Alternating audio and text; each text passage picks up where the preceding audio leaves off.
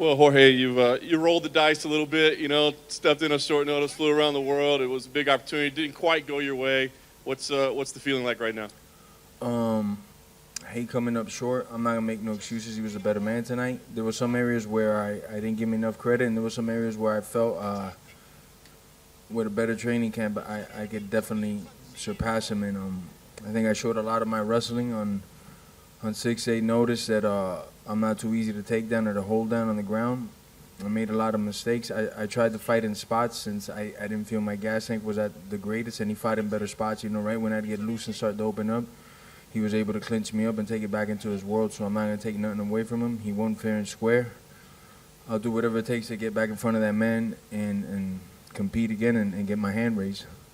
I know you don't want to make any excuses, but as you said, very difficult weight cut, the travel, the time change, coaching situation as well. Can you give us an idea, like what percentage you felt you were at in there tonight? The weight cut was tough. Like everybody knows, I had a little bit of weight to cut, but I'm not gonna sit here and make excuses. He won. I gambled the dice on myself. I knew I didn't have the greatest gas tank coming in, but I'm still a dangerous man. 6 days, 1 day, 6 weeks. So hats off to him. We'll do it again. You guys talked a little bit in there afterwards. Can you share what was said between the two of you? I was just between two men. I just said, he said some good things, and I said some good things. I'm like, we don't got to talk shit to each other to promote no more. That's for the other idiots, and he agreed, and he said that, and whatever, we'll do it again, man. I just can't wait. They'll put an opponent in front of me, and I'm gonna take care of business. I'm gonna come back better than ever. I'm not gonna disappear from the sport without this belt being wrapped around my waist, one way or another. I wasn't my best performance tonight, but everybody could see I have a dog in me. That dog doesn't shut up or roll over for nobody. I was very tired at some spots, and I was able to dig down and bring it back to my feet. I'm not happy with my performance or nothing, but I'm telling everybody, I'll be back and stronger. Was the feeling that you had to get it done early, that you need to come out and try to knock him out in the first round? Yes and no. I just knew that even if I didn't get him in the first, as long as I picked my spots and exploded, I could do well. And maybe there was a couple times I hurt him, and as soon as I started to open up, boom, he'd be able to take me into his world and zap a little bit of the energy. Didn't let me get moving too much. I didn't keep it in my world long enough for me to actually do damage and sustain that damage, keep that damage coming so it could accumulate and hurt his gas tank. I'll be back, man. Can you share what Dana had to say with you? It looked like you guys had a conversation as well. He said I had a great fight. He's very proud of me. He said I did very well in the wrestling department. He said I stuffed a lot of takedowns. I don't know if he was just being nice or not, man, because I felt like I didn't perform well, but thanks to Dana for giving me the opportunity to be here. Last thing for me, clear you want to work your way back here to this title shot. What kind of schedule do you want to be on, man? Is this something that's going to burn at you, that you got to fight right away, or do you feel like you got to sit back and evaluate what makes sense? When do we get to see you fight again? Definitely going to sit back and evaluate the next. Since I've moved up to 170, I haven't had to cut weight more than like 8-9 pounds, and it's something that when I left 155, I told myself I wouldn't be doing no more. So for the next fight, I'll make sure that I'm back on schedule. I got barely any weight to cut, and I'll be feeling great, whoever the opponent is. I don't know if I'll be coming back at the end of the year or early next year. I'm going to sit down with my management and figure that out.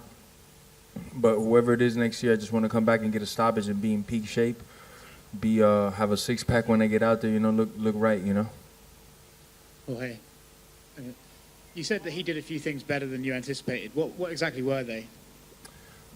His jab was I knew he had an okay jab, but his jab was okay, His fakes, though, I could tell he was just level changing the fake. He was able to kind of lower me to sleep and then grab me for the clinch, where he'd fake, and then all of a sudden he was grabbing me and we were up against the fence, and there was other areas where I felt real good, actually. When he got into my legs, I felt I could wrestle with him all day. I stuffed a lot of takedowns. I'll be back, He knows that I'm no pushover. I just feel like I let a lot of people down, man. It was a shitty performance. Not in 6 days, man. But do you think, you said you guys don't have to talk shit anymore to each other. I know there was some genuine bad blood going into this. Has that sort of subsided now? You spent 25 minutes in there together? The competitor me, no. I want to take everybody's head off. I want to take his head off even more now that he beat me. But I just feel like, especially me and him now, we don't have to promote the next fight like that. We don't have to talk about each other's religion or ethnicities or nothing like that. You know, he said some things that weren't necessary, and I'm sure I said some things that probably weren't the best. I just think about the future generations. You don't have to promote fights like that or sell pay-per-views. I heard that this card did great anyways, you know, but I feel it doesn't have to be promoted like that, especially for the younger guys coming up. They don't need to think that you always need to talk shit to sell a pay-per-view, you know, or disrespect a man's religion or anything like that. So we'll do it again, you know. You mentioned the numbers of the pay-per-view heading into this. Dana said it was a Khabib Conor big and all that stuff. Does that justify your pay rise? Definitely. There's some good things to think about this.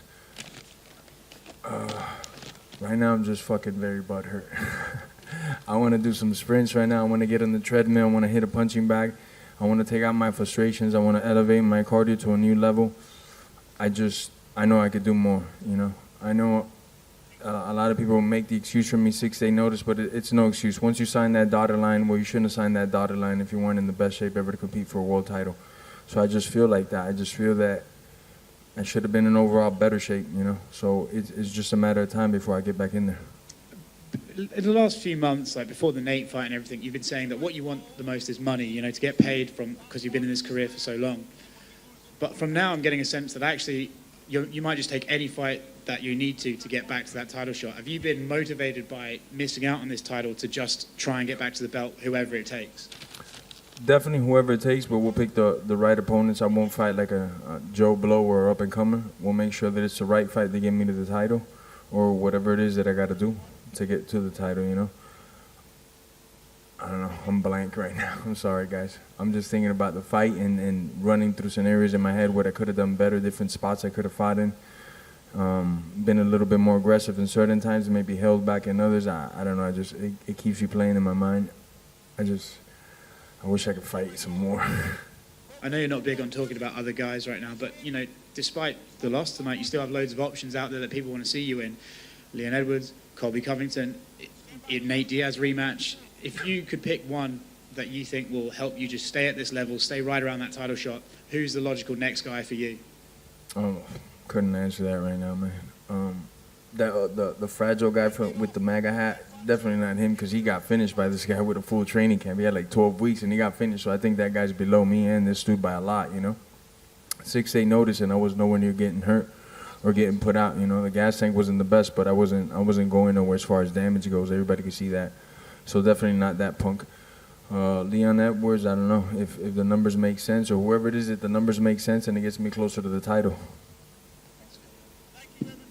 Jorge, Coach Mike Brown, he was not here. Was he FaceTiming with you between rounds, the coach's corner there? Yeah, he was FaceTiming with my manager, Abraham Carroll, giving out some inside details and stuff, and saying things that my manager was relating to me. It's just my body wasn't reacting after like the second round. I just didn't have that pop to give Mike what he wanted, but he was giving great advice. You knew that Kamaru was going to wrestle with you. Did it live up to expectations? Was it more difficult? Was it easier? Obviously, you didn't get the training camp, 6 days notice, 20 pounds later. How did it vary? In some spots, I felt he was better than I expected. And in other spots, I overestimated him. You know, he got into my legs a couple times, and I was able to scramble real well. He got some takedowns. I was able to stand up without using too much energy. But just him pressing me up against the cage was very nice how he did that. He was able to keep me there, and when I'd start to move, I'd feel that he'd change off to other things. So I definitely got to work on that. I got a good formula in my head, though, on how to beat him the next time. I thought I had the formula. Now I know the formula. It takes a lot of gas tank, a lot of conditioning, a lot of more wrestling rounds with high-level guys. So I definitely got a square root on how to beat this guy. I know we're not talking about the next opponent. You just addressed that, but Colby Covington, that MAGA hat and everything, we're talking about money. We're talking about the bad blood. You both just came off Usman. Don't you think that would be the most lucrative fight potentially for you? And with the rankings, it would make sense too? Besides you and a couple of reporters in here, nobody knows that guy. And he just got finished by the guy that I fought in 6-day notice. He got his jaw broken, had to run out of there. So I don't think he's at this level. But I don't know who he's going to be, man. Whoever makes the most sense for us. Approaching 17 years in this game, you finally got that title shot. Did it live up to your expectation? Obviously not the result, but the nerves, the feels. In a way, yeah. You know, I just going into the third round, I was fatiguing, and I was like, nah, man, nobody's gonna stop me in this UFC. Not nobody, not King Kong, not Godzilla. and I proved it to myself. Tired or not, hurting or not, I could keep pushing. You know, my cardio was fading a little bit, and I wasn't willing to give in to nobody's will. Lastly, what was the last words The Rock spoke to you, your buddy The Rock, for all the casuals watching? What did he say to you last? Keep your spirit up or something like that. I can't even remember right now, man. I'm still caught up in the fighting and shit, man. I still just I want to run sprints right now till I throw up is what I want to do, man. I'm very upset. Hi. A couple days ago, Ben Askren said that he made you famous. Do you agree with that? Yeah, we made each other famous. That's it. Thank you, everybody, man. Have a good day. God bless.